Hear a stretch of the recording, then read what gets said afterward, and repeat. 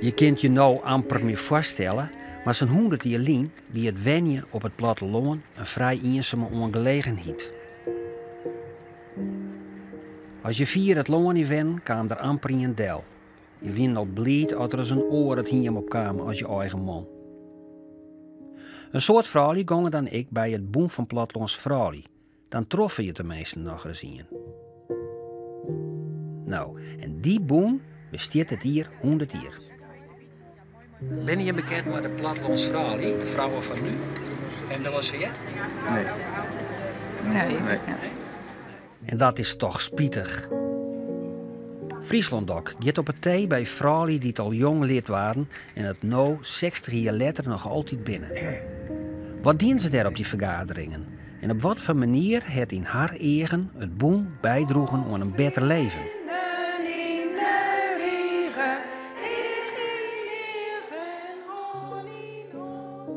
Waarom ben alleen nog ouderen nog maar lid en geen jongeren meer?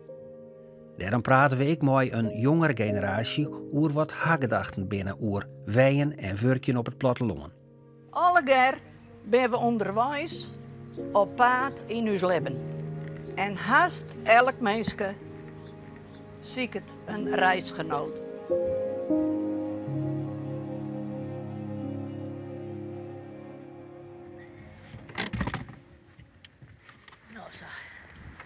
Nou staat er. Die reisgenoot van Wip Sietema is haar 91-jarige man Matten. Maar ik het vrouwtjesboek van de afdeling wat een werkgeer, waar ze haast haar hele leven al lid van is.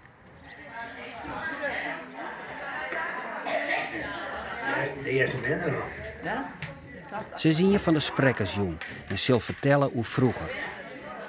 Maar eerst wordt er zongen en komt de vrommeske van het haardbestuur die op een site is onder het wut.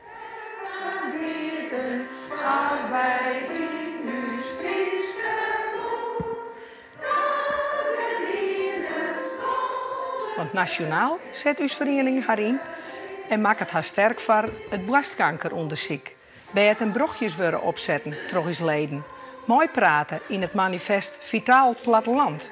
We maken uw hut voor betere beziekensteden voor ouders van bijen in het ziekenhuis. Vooral je de ambtenen van de burgerlijke stand en nemen deel om besturen van het wetenschap en gemeente. Er komt een taalontwikkeling. Het is wat je ervoor stelt, dan kan je de sales van zetten. Ja. Waar we net zitten, want het is wel noffelijk om te zitten. En we kennen allemaal een beetje eigenwijs wezen, maar ik zie me van de vlucht nachteten op werk gehad, werken nee. Hier maar jet, want ik ga stieren en wat hakt er een lijst van had. Maar zelfs, weet je? Nou, vooruit. Even op een rem, even vooruit, hè? Het kerst mooi nog. Ja. Op oude foto's had ik zien kennen dat is mem ook al lid weer in 1927 doet de BV en doe hier het BVOL. En nu zongen we het versje van op Friesen in de regen en doen we een vrouwen aan één verbonden. Dus het kan hetzelfde deel, alleen het letter weer het Fries.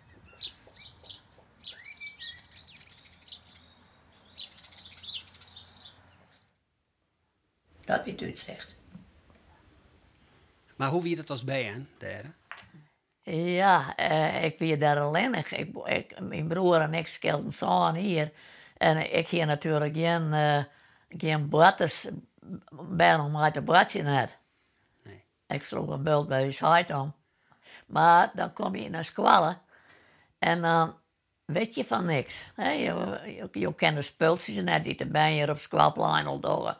En ja, verschrikkelijk bleu wie ik toen. Zou je nou misschien net meer zeggen, maar dat wie je toen wel. Ja. Nou, en dan wil je pest, hè, in het eerst. Ja.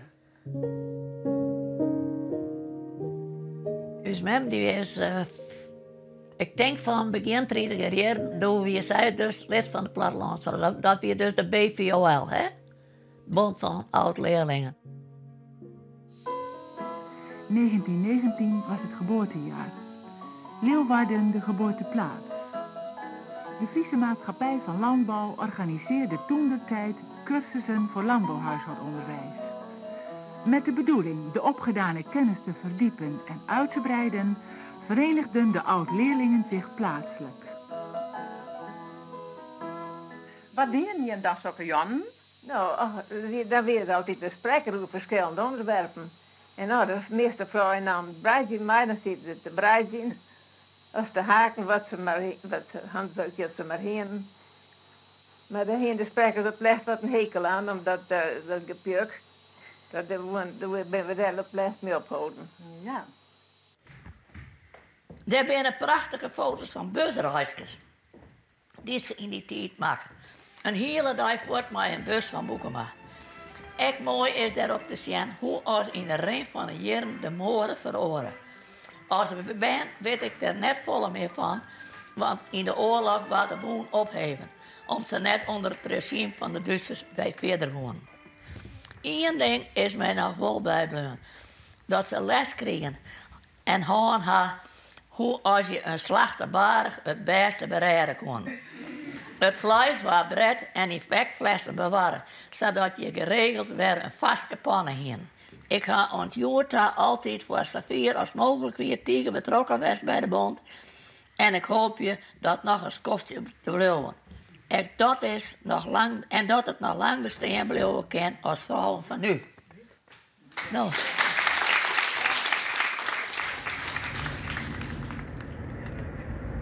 Minder nou wat vrouwen hebben. Nou, even zien. Het is weer ouder, jongen. Die jongen mogen het meer, hè? Nee. Dat ja. Ik heb nog de plattelands vrouw, die krijgt ze maar de grote vogels. Ja. Ja. Zit hier nog wat? Nou, net vol. Wij zitten meer aan de andere kant wachten. Maar meer rennen wordt ik net beter. Net rennen, ik ga een paar maanden, jongen. Ik ben van die grote man, jongen. Lieve Gerrit Wiebe, we kennen elkaar al vanaf onze tienerjaren. Maar 12 jaar geleden was het raak. We hebben het erg fijn.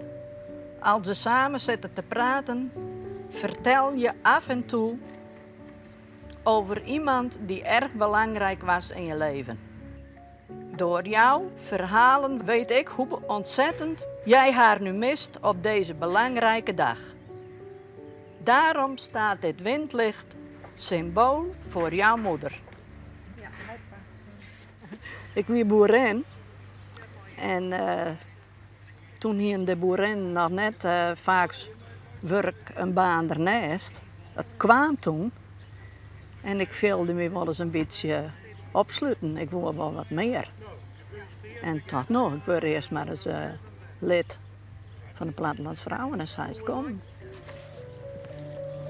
En toen wie er eens een lid en die zei Jimmy, toen ik net meer voorzitter weer, wat dorst er nou maar? Ik koos nou wel eens wat met doen. En toen stierde er een advertentie in de Balkse kranten dat de gemeente Gasterland-Sleert een ambtenaar van burgerlijke stand vreeg en de hek toen op schraand. Fouke is net de enige die het vanuit een bestuursfunctie bij het boem trouwambtenaar waard. Janke de Vries ik.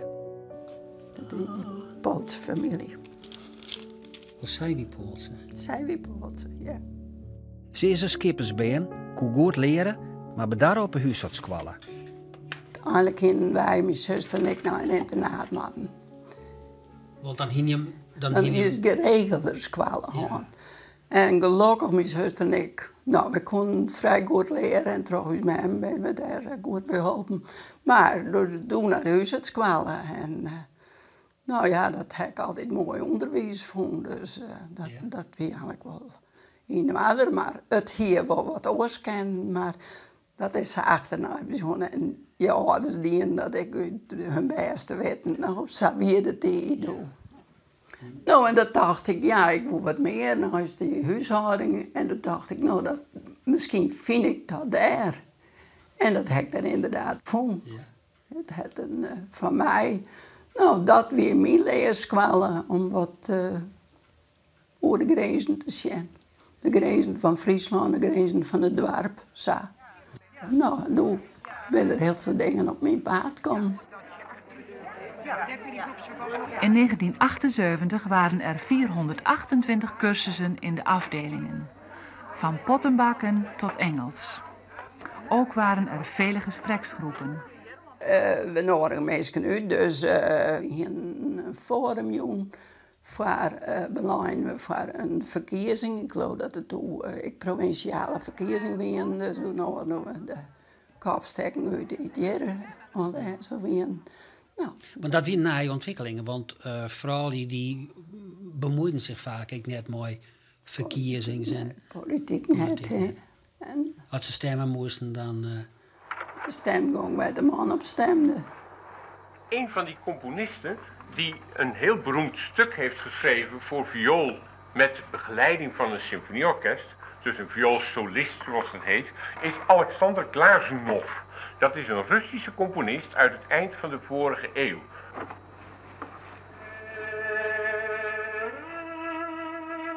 Een notaris hebben ze gewoon die door, vooral is ruchten. Dus ik us wat vertel ik over erfruchten.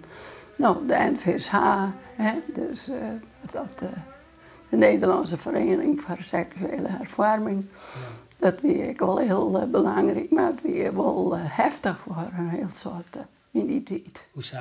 Nou, dat weer nog onderwerpen dat je wel wat van weten wil, dacht ik, maar net eigenlijk zou praten. Dus daar waren de dames wel nieuwsgierig naar en wilden wel meer van weten. En daar kwamen ik wel vragen van. Maar hoe ze daar verder mee omgaan, dat hoefde ik net te weten. Dan zou ik nu graag uw mening willen horen over deze stelling. Vindt u dat de huishoudelijke arbeid economisch gewaardeerd moet worden? Bent u ervoor of bent u daar tegen? Er zijn misschien wel mensen geweest die dat wat apart vonden, of wat te vooruitstrevend of te geëmancipeerd. Want je moest net eigenlijk maar het woord emancipatie aankomen en dat waren net altijd begrepen. Wat weer daar mis mee? Ja, wat weer daar mis mee, dat is moeilijk vanzelf. Dat lijkt dan wel eens wat gevoelig, denk ik. Of het weer moeilijk voor de vrouwen of ze konden er thuis net mee aankomen. En de mensen dat was, men Bedford. Ja, want die kwamen nog niet scholen. Maar ze kwamen verder niks te kwaad. Maar later, dan zeiden ze wel, goh, en wij hier een hele hoop praat. Want ik kan bij allerhande dingen thuis. Ja, dat wie bij mij zat. Je leerde er ik van. Ik leerde er echt van, ja. Ik ben er echt een heel oor mens van worden. Zuur. Ja. Ik ga hier een hele medie mee zitten, zeg je vertellen. En wat weet ik nog een hele aardigheid. Ja, ook wel heel. Ja. Dit is vrouwkamp van de Skellen. Nou, dat ben ik en die zei wie je doet de voorzitter. Dus. Aukje Visser. De platte vrouwen zijn ze dan. Altijd platte vrouwen, ja. Maar dat wie een beetje gekkigheid van namen ze hem net serieus of zo? Nou, en heel prettig net. Heel vooral net. De boeren had je les aan, die werkte, dat wie VS Weers, maar die joeg die les, die kwam bij u. Ik zei je Weers, maar daar wil ik wel graag heen. Nou, hij zei dat mag altijd wezen, vrouw ziet er maar om te komen. Nou, ach, mijn man zei dat ik nog maar netje, want die oren die ben er dan echt net. En die ben nog eens je vrouw. Nou, ik zei, hij had zijn, ik mag komen, ik ga mee. Nou, dat twijfel ik eerst wel wat aan. Ja. Ik dacht, jongen, dan, je mag ik net, in elk geval, nou ja, hoe nemen ze dat? Ja, ik sta dan onder de plak van haar, bewijs. Ja. Dat ken dan ik me net. Dat zei ik altijd, dat had mijn leerschool geweest. Ja. En ze wij hier een broodspul, je mag er rekken niet. Ik hier misschien 1 keer in een week hier een boerenhulp. Dat was een vaste dag, maar verder moest ik alles zelf doen. Ja. En dan, dan ben je even de steun kwijt. Maar aan de andere kant weet ik wel mooi, want dan bij de tafel zitten, nou dit hier is beleefd en dat hier is beleefd en dat weer dit. En nou jongen, dan je soms ik hier. Ja. Dus je vond dat wel mooi? Dat ja, ik vond het erg mooi, ja. Ja. En ik heb er ook wel respect voor je, want ze had het heel vies gekoopt. Eigenlijk. In zo'n provinciaal bestuur en dan ik leerd haar. Ik wil altijd wel alles meemaken. Ik wat er in de hegerijen gebeurde. Er vergaderingen van wie, daar heb ik altijd wel even wat van weten. Maar die vrouw die er dan bij kwam, meestal eerst al wat een mannenwereld, maar die vrouw die erbij kwam, en die kwam haast alweer uit die plattelandswaai, vooral die waai. Dus die wien diezelfde drang een beetje. Ja, maar die hebben die scholing daar. Die hebben echt die scholing daar aan, ja. Het ging ook een vrouw die ging dat eigenlijk 4. En die, ach, het had altijd zo geweest, nou, het moet maar zo blijven, hè, zo. Ja. Maar een hele prutte net, ja, die wien wel, die kwam wel voor zichzelf op. Ja. En dat wie ik nedig. Dat zei je? En dat wie ik nedig. Ja, dat vond ik wel. Want? Nou, ik bedoel, jouw leven je makkelijk weer op het platteland. En dan mag je makkelijk weer in stand houden. En dat moet net alleen nog bestuurd worden terug. Bankdirecteuren, fabrieksdirecteuren of mensen die in het kerkenbestuur zitten.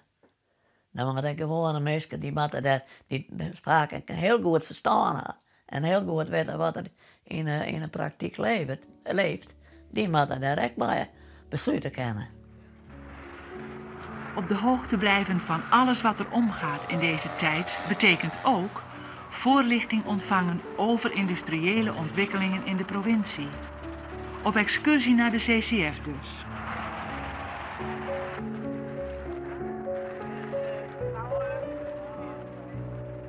Wij als famkes uiteindelijk jonge vrouwen die stimuleert om geen de wereld in, geen onderwijs, zorg dat je jezelf redden kan. En dat je net afhankelijk bent van je partner, van die man. Dat heb ik mijn eigen dochters ook doen. En die vinden het prachtig wat mij al hier bedoelt bij de vrouwen van nu. En, maar ze geven het zelfs net lid.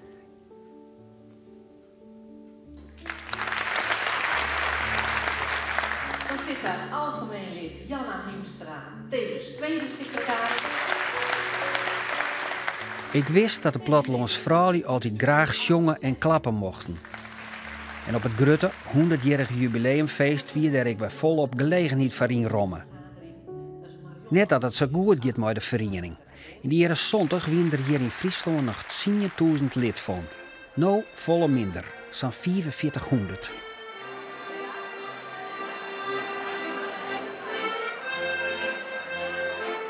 Ja, de lollige ooms die zeiden dan van het enige recht van de vrouw is het aanrecht. Ja.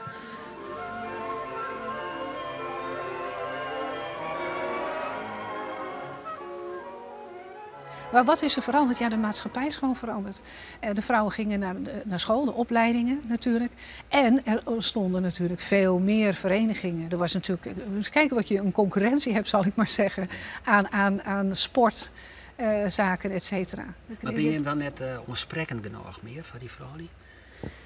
Misschien niet meer voor de jongere vrouw, hè? Want die hebben eerst hun opleiding en een jonge gezin, et cetera. Je gaat werken, en et cetera. Dus die niet. Hè? Je moet het echt boven die 50 houden, misschien wel boven de 60. Vanaf het moment dat je zegt, ik ga wat minder werken of et cetera, dat soort van zaken. Nou, dan kan je leuk aansluiten bij de vrouw van nu. Ik ben zelf ook pas lid geworden toen ik 55 was of zo, 50. En omdat ik gewoon te druk had ook. Maar dat geeft ook helemaal niet. Je kunt ook best met ouderen heel veel plezier hebben, hoor. Ja, zeker. Ja. Ja.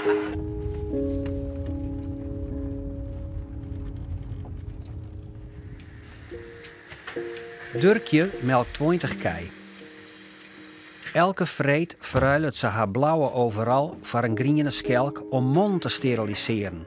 Want naast boer is ze ik uroloog. En melken is haar eerste en grote liefde. Sandra studeerde landbouweconomie en plattelandsontwikkeling. En werd door de vrouwen van nu nomineerd als verschilmaker van het platteland 2019, omdat ze de streekboer op rug had. Een online winkel van producten die hier uit de buurt komen. We bestaan nu bijna 4 jaar en in 4 jaar hebben we ervoor gezorgd dat duizenden mensen weer op een veel gemakkelijke manier gewoon producten van boeren uit de streek kunnen eten. En daardoor hebben we ook ervoor gezorgd dat veel meer mensen nu weten van oké, hoe produceren die boeren die producten en wat doen ze eigenlijk precies. Maar hoe kwam je op het idee om dat te doen, zeg maar? Want ook best van huis uit wat oors, best net. Nou, ik ben een boerendochter en ik heb vroeger toen 4 jaar weer altijd zo en ik wil boer worden en lieke grut als uw mem. Nou, het is bijna een beetje lukt. Uw mem is nog steeds een beetje grutter, maar ik ben toen gewoon starten en ik dacht van mijn man vond ik hartstikke leuk, dus ze zei nou we beginnen gewoon we zeggen het wel. En ik wil heel graag kei maken, want dat is het mooiste wat er is. En toen zei ik, maar ik wil dat zelf. Net voor een oor, maar zelf. Want dan heeft het hele plaatje compleet. Dan kan je het dwaan zo stoot het worst. En dat wil ik graag. En dus ben ik maar begonnen met 2. En toen 4. En toen 8. En de voorleverancier zei, goh, ik heb er nooit zo'n bedrijf jongen die zich elke keer verdubbelt. Nou is dat natuurlijk net zo moeilijk. En nu hebben we 20 keien aan melken. Dus het is gewoon het wol. En dat is het machtigste wat je aan kan, melken.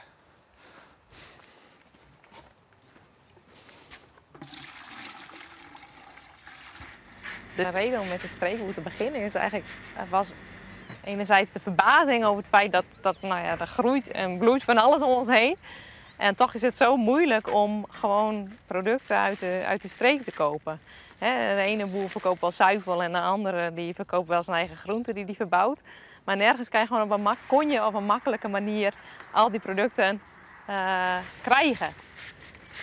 Dus vandaar dat dan zoiets hadden van nou daar kunnen we wat aan doen en daar is ook vraag naar. Steeds meer mensen die willen gewoon graag weten waar hun eten vandaan komt. Die willen het liefst gewoon uit de buurt, hun producten uit de buurt weghalen. En zeiden van nou dat gaan we gewoon mogelijk maken. We hebben hier zo'n mooi land en we produceren zulke mooie producten. En dat moet gewoon in de streek weer opgeknipt. En dat merk ik, mensen die onze producten dus nou weer proeven, die zeggen, oh, dit is de smaak van vroeger weer. Dit willen wij. Ik heb zelfs het grootste compliment wat ik krijg is van een Lieds Famke, die zei van, mem, ik wil die melken van de kei. En dan net meer die winkelmelken dus, maar van Bufferdurkje. Want ze is hier west, ze heeft onze kei jongen en ze wil nou de producten van de kei. Dus de melken van de kei. En dat is, nou ja, dat vind ik wel heel leuk dat zelfs die ben zich daar al heel snel van bewust dat die graag die producten hebben willen. En op die manier hebben we het platteland denk ik ook weer een stukje dichterbij heel veel consumenten gebracht. Ja, en een stukje vernieuwing. Een stukje vernieuwing ook en een heel stuk begrip. Begrip voor elkaar. En dat is de sleutel tot verandering. Nee, dit is schat, hè.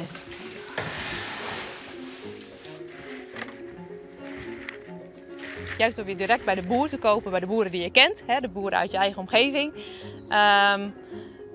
Weet je ook zelf waar je producten vandaan komen. En kun je ook zelf de keuze maken van oké, sta ik daarachter of niet? Sta ik achter de manier waarop die boer met zijn dieren omgaat of zijn groenten teelt. En wil ik daarbij kopen, ja of nee? En op die manier bepaal je ook zelf hoe je landschap eruit ziet.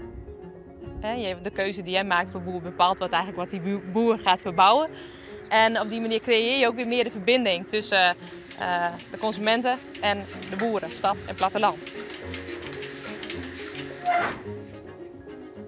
Als het juist hoe plezier we hierin hebben, we hebben straks gewoon een bedrijf opzetten zonder leerlingen en wat dan ik.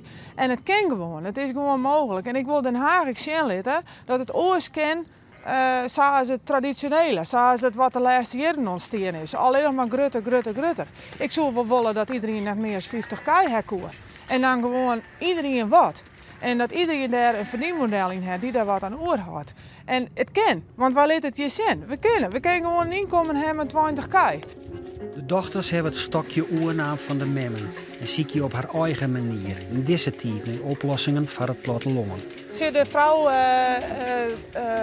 dopt haar eigen boontjes. Zo begint het nou een beetje te worden. En het was dat wij zelf, ik wil prima uzelf helemaal herkennen. Ik vind het prachtig dat het een familiebedrijf is. En dat draag ik ten alle tijde uit. Maar de juist ik dat de vrouw ik prima het mannengedeelte van uit vroeger uit prima dwang kan. Komt natuurlijk ook door een stukje mechanisatie dat het mogelijk is. Want ja, je kerst linksom of rechtsom, maar wij zijn lichamelijk gewoon minder sterk als een man, zo simpel is het. Maar ik ben altijd opvoeden van red jezelf. Dan moet je zelf redden. En als het net dings te redden, probeer je dan toch dat het een uitdaging te zien dat het wel lukt. Dat heeft mij altijd zijn. En doe ik in het ziekenhuis ook. Ja, daar werk ik in en hartstikke wel eens moeilijke dingen. En daar heb je geen zin aan. Maar op zich het is een uitdaging, zo is mij altijd. Dus daar ben ik opvoeden. En dat is, dus ik denk altijd in mogelijkheden. Uitdagend en heel nekend zien een BM van de naaste boerinnenkalender kist ik zien als een van die mogelijkheden. Emancipeerd dat ze binnen, hebben deze beppensezers van al die plattelandsvrouwen geen enkele moeite meer om zelfsbewust en onbevreesd uit de kleren te stappen om het imago van boer en platteland wat op te poetsen. We zijn in eerste instantie begonnen omdat er vooroordelen waren over boerinnen. Van boerinnen zijn lomp en lopen alleen maar op klompen of laarzen en overal. En die wilden we laten zien van boerinnen zijn ook gewoon prachtige vrouwen, zijn ook heel sexy. En inmiddels is het eigenlijk veel breder geworden. Doen we het ook meer om de agrarische sector echt een platform te geven. Want er zijn wel de mensen die zorgen dat jij iedere dag eten op tafel hebt. En dat beroep wordt toch wel eens ondergewaardeerd. Je wordt gewoon altijd eigenlijk, om het even plat te zeggen, wordt altijd gewoon uitgescheten en wordt gewoon altijd op je neergekeken. Ja, als nou je kind iets naar beneden doet? Dus zou het net raar vinden als het heel nekend in de kantine van het leerbedrijf hingst? Nee, maar ik denk dat wij beide dingen echt preuts binnen, dat dat het meer is. Dus het is wel op afstand, het is heel oorzaak nou niet een heel nekend voor 100 man steer moest die er echt winnen. Als je op een poster steert, misschien toch wat ver van je bedshow. Dat is natuurlijk, dat zug je net bij de al hing het. Ik denk dat dat een beetje is. Dat is toch net slecht. Nou, dat moeten we nog even nog hebben. Oh. Maar mij hoeft net iedereen van de meiden niet. Maar dan moet een beetje bedekt blijven. Ja, dat maar je ging in bikini naar het strand, toch? Ja, dat is het. Ja. Ik denk dat het heel leuk en interessant ook is om die verhalen juist naast elkaar te leggen. Om daar enerzijds meer begrip te krijgen van oké, hoe ging het vroeger hè? En hoe heeft die ontwikkeling plaatsgevonden. Maar anderzijds ook een stukje terug te leggen van oké, hoe staan wij daar, de nieuwe generatie daar nu in? En wat kunnen wij van hun leren, wat kunnen zij van ons leren? Ik denk dat dat wel heel interessant is. Ja. Als je dit weer wat zien hier het bestaan, dan zijn ze al hier in een prank, de vrouwen. En dan weer een jongetje 31 en daar staat mijn mem op, dus dat weer zo dus al leert. De beste plaats niks meer, dan zeg ik nou, mem komt er net mee, maar we daar gekleed, maak dat kopje. Nee, dus ze zei dat maar dat, ja, dat wordt dat heel bij. Dus ik had net jij eruit gekregen, dan doet ze er net mee weer. Ja. En het weer, mooi weer, toen weer ze al in Friesland hier. En toen hier de saffel hier bestaan hier. En nou, ze zei, dan moest je met mij in sector komen. Nou, klaar. Ik haalde ze op en ze weer de mais. Ze drong net eens goed te hard nog. Maar de plattelandsvrouwen hier vroeger, in de BVOL-tijd, een soort strijdlied. Hè? Wij vrouwen van het platteland zijn hecht aan één verbonden. Dat we na de oorlog wij opvriezen zijn in de regen. Nou, dus die versjes waren daar zo. En elk zag in een boekje, waar staat dat? Maar is mij net die zongen van, lieve vaderland, ze komt nog glad uit te hollen. Ja, en dat hier elke een hier dat negen doen. Terwijl had de geest al net zo best mee weer.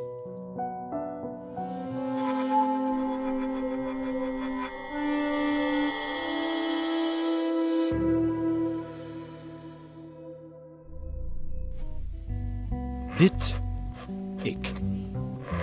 ik, beeldhouwer, wittend vooruit. Alles, dij, alles. Vooruit, wittend, vormend, dij, alles, dij. Scheppend, opnij, mij vernuverend, altijd, dij.